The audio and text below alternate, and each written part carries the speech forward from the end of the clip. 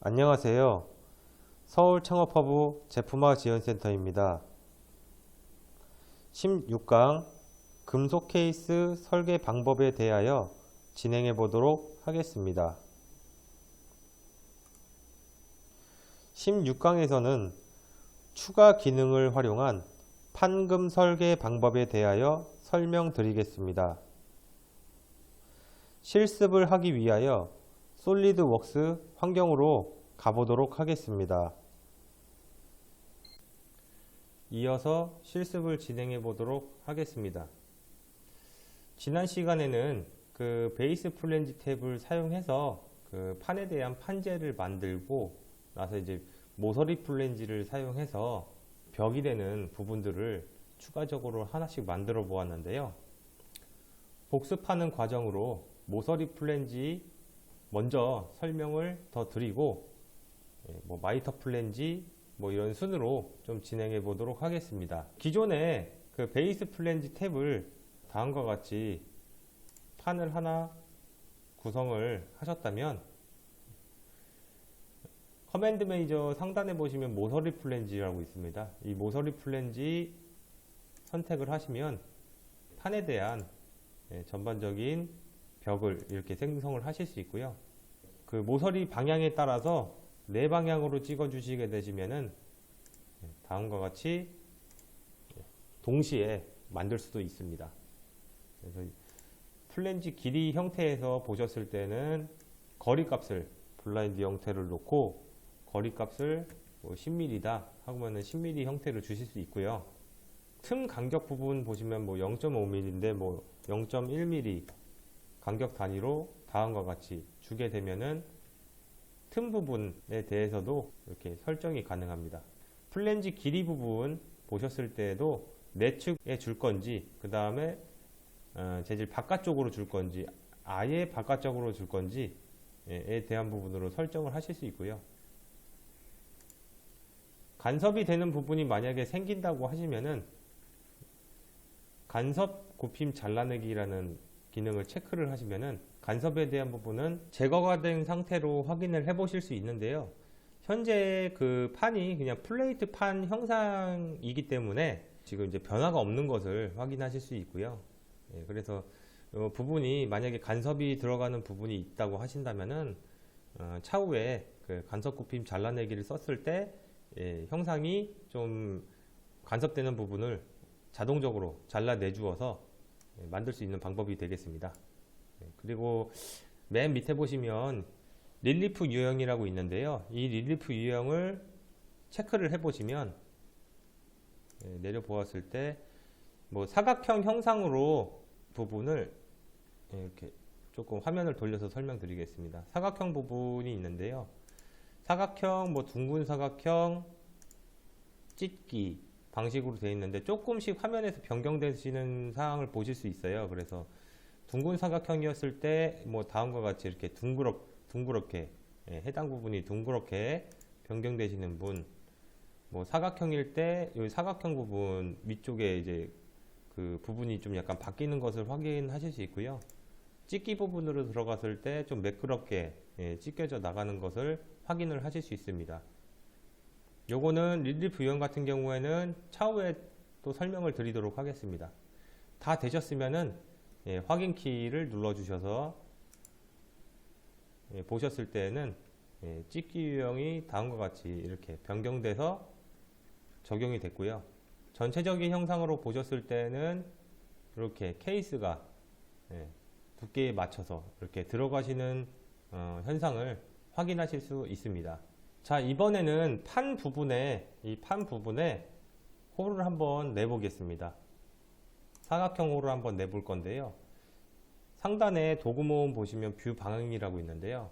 뷰 방향을 선택을 하시면 이렇게 돌려서 마우스로 돌려가지고 해당 부분 선택을 하시면 다음과 같이 이렇게 배치가 됩니다.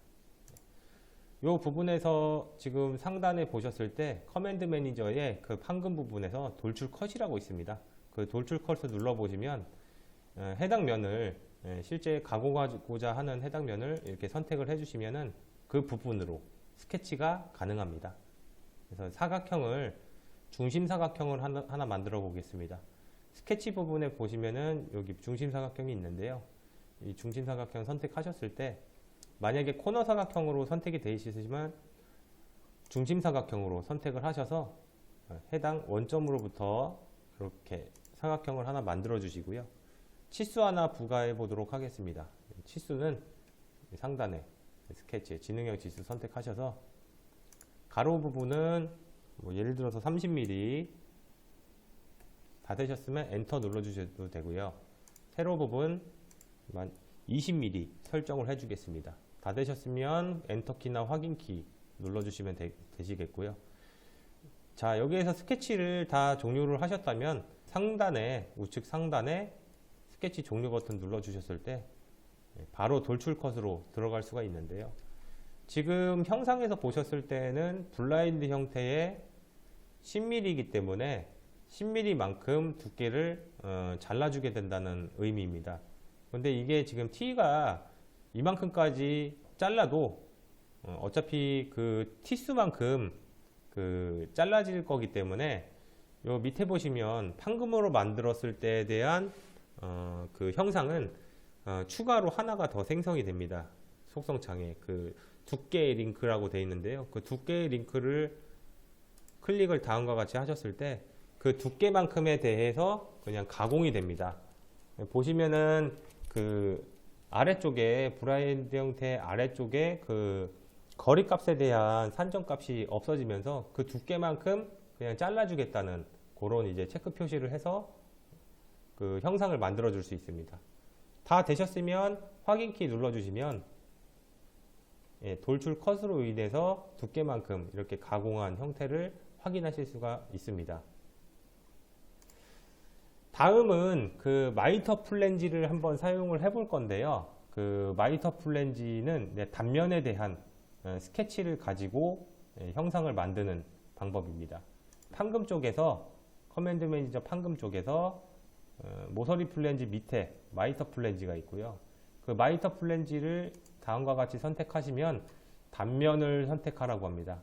단면은 요 측면 그 지금 홀을 낸 그 측면을 선택을 해 보겠습니다. 지금 기준에서는 볼 수가 없기 때문에 그 도구 모음 위에 보시면은 표시 유형이 있는데요. 이 표시 유형을 선택해 보셨을 때 이 점선 형태의 은선으로 표시를 할 수가 있습니다. 그래서 은선을 하나 이렇게 선택을 해주시면 홀 부분, 사각형 홀 부분이 지금 점선으로 이렇게 나오신 것을 확인을 하실 수가 있고요. 이 기준으로 만들어 보도록 하겠습니다. 자, 선을 하나 먼저 만들어 보도록 하겠습니다. 선은 스케치 부분에서 선 하나 선택하셔가지고 자, 여기 보시면은 그립이 다음과 같이 점 기준으로 잡혀 있습니다. 그래서 그 부분을 선택을 하시고 바깥쪽으로 니은자 형상으로 하나 만들어 주시고요. 다 되셨으면 ESC 키 눌러 주시면 될 것 같습니다. 그리고 이제 치수를 하나 부과해서 완전 정의를 시켜 보도록 하겠습니다. 치수는 스케치 위쪽 부분에서 지능형 치수 선택을 하시면 되고요. 지능형 치수 선택하셔서 세로선은 5mm로 설정을 해 주겠습니다. 그래서 확인키 눌러서 설정을 해 주고요. 큰 길이도 마찬가지로 5mm를 주도록 하겠습니다. 5mm를 설정하셔서 확인키를 이용하셔서 이렇게 다음과 같이 설정을 해줬고요. 완전 정의가 되시는 창을 확인하실 수 있고요. 다 되셨으면은 스케치 완료, 우측 상단의 스케치 완료 버튼을 눌러 주셨을 때 지금 이제 형상에서 보이지는 않지만 요걸 다시 도구 모음에서 모서리 표시 음영을 눌러 주시면 해당 형상으로 음영된 형상으로 보실 수 있는데요. 자, 틀어서 보시면은 지금 그 선 기준으로 해서 다음과 같이 이렇게 스케치하고 모서리선을 선택했기 때문에 그 모서리선은 그 단면에 대한 모서리선이 자동적으로 잡히게 되는 거고요. 하나를 만드셨을 때는 한 개에 대한 부분에 대한 플랜지가 생성이 되고 이것도 마찬가지로 각각에 대한 모서리를 다음과 같이 이렇게 선택을 해주시면은 그에 맞게끔 구성이 다음과 같이 연결이 돼서 형상을 구현하실 수 있고요. 다 되셨으면은 확인키를 눌러 보시면 다음과 같이 형상을 이렇게 구현을 하실 수 있습니다. 그 모서리 플랜지하고 마이터 플랜지하고에 대한 차이점은, 모서리 플랜지 같은 경우에는 벽을 한 개씩 이렇게 만들 수가 있는데, 마이터 플랜지 같은 경우에는 벽을 뭐 내가 원하는 선 따라서 기준으로 이렇게 만드시면은 뭐 2개든 3개든 상관없이 다음과 같은 형상을 추가적으로 만들 수 있게 되겠습니다. 자, 여기까지 되셨으면은 그 다음에 보여드릴 거는 그 케이스를 파트 형상에서는 아무것도 없는 형상에서 다음과 같이 그 케이스를 만드실 수가 있는데, 기존에 그 케이스를 만들고자 하는 부분에 대해서 최적을 아신다고 하면은 판금으로 변환을 시켜가지고 케이스를 만드는 방법에 대해서 설명드리도록 하겠습니다. 기준이 되는 모델을 하나 불러오도록 하겠습니다. 그 어떤 형상에 대해서 최적에 대한 모델이 다음과 같이 있다면 이 최적 기준으로 해서 그 바깥쪽으로 케이스를 만들어 보도록 하겠습니다. 형상이 다음과 같이 있는데요. 이거는 판금 기능으로 사용되어 있는 부품이 아니라 트리에서 보셨을 때 그냥 일반 피처로 형상을 만들었기 때문에 이 부분이 판금으로 변환을 해서 그 위에 케이스로 사용할 건지에 대한 부분으로 설정을 해줄 수가 있습니다. 커맨드 매니저 판금 쪽에 보시면은 판금으로 변환이라는 게 있습니다. 그 판금으로 변환에 대한 부분을 선택을 해주시고요. 첫 번째 보시면은 속성창에서 뭐 판금에 대한 부분이 파라미터 값이 있습니다. 그 파라미터에 대한 게 고정을 어떤 면으로 사용을 할 거냐, 저는 보이는 면 기준으로 한번 만들어 보도록 하겠습니다. 해당 면을 선택을 하시면은 거기에 대한 미리 보기로 다음과 같이 두께가 이렇게 나타나게 되고요. 그 두께는 속성창에 보셨을 때 판에 대한 두께가 지금 2mm라고 되어 있는데요. 예를 들어서 얘를 1mm라고 적용을 하면은 1mm에 대한 기준으로 만드실 수가 있고요. 그리고 두께가 반대쪽으로 주면은 전체 최적에 대해서 안쪽 기준으로 봤을 때 최적 상태로 만들어 주실 수가 있고요.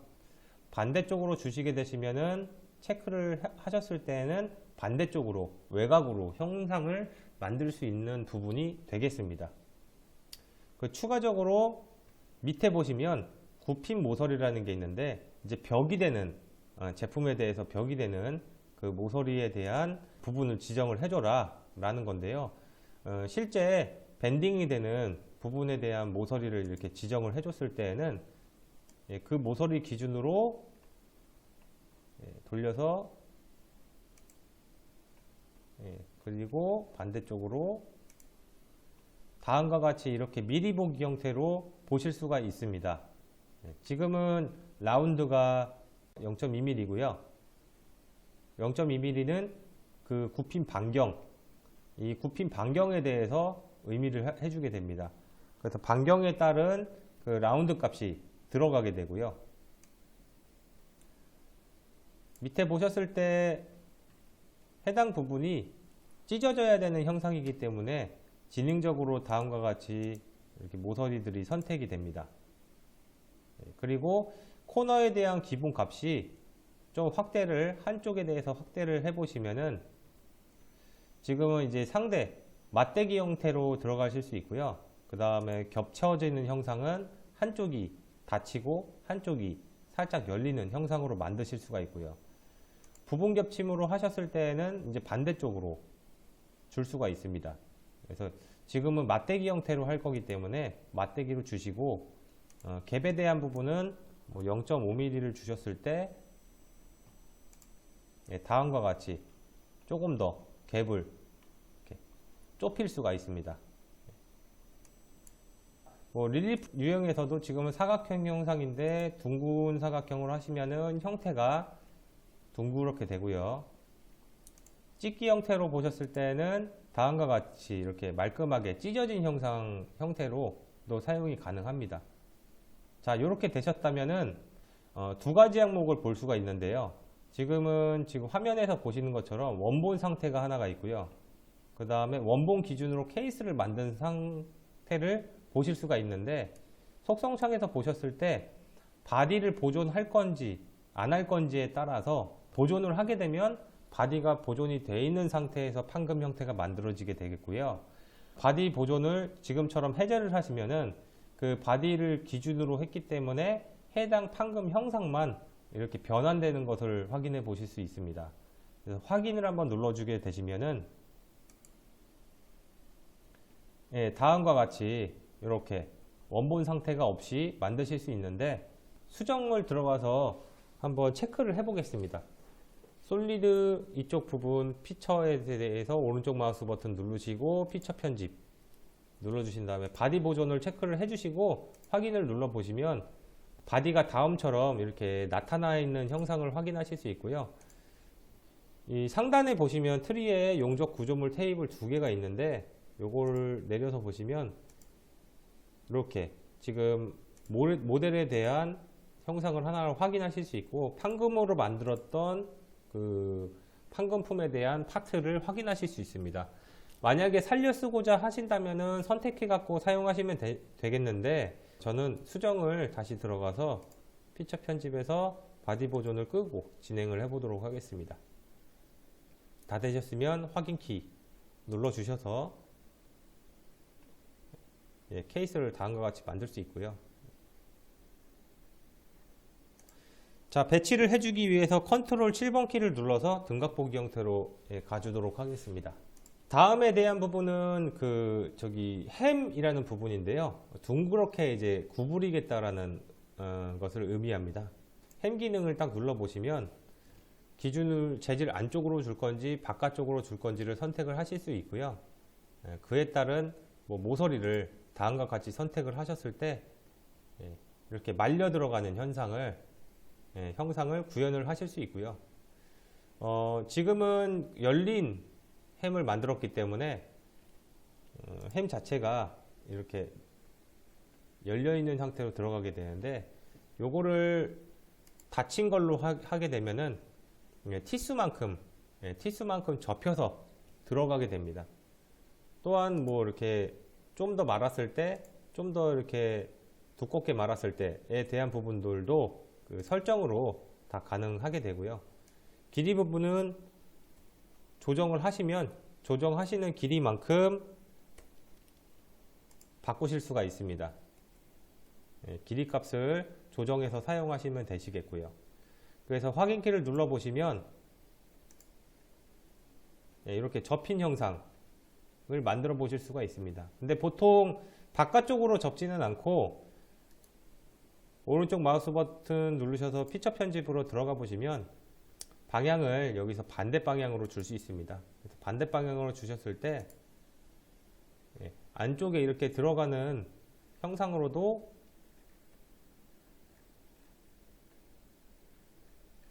안쪽으로 이렇게 다음과 같이 들어가는 형상으로도 만드실 수가 있습니다. 컨트롤 7번 키 눌러서 배치를 해주도록 하겠습니다.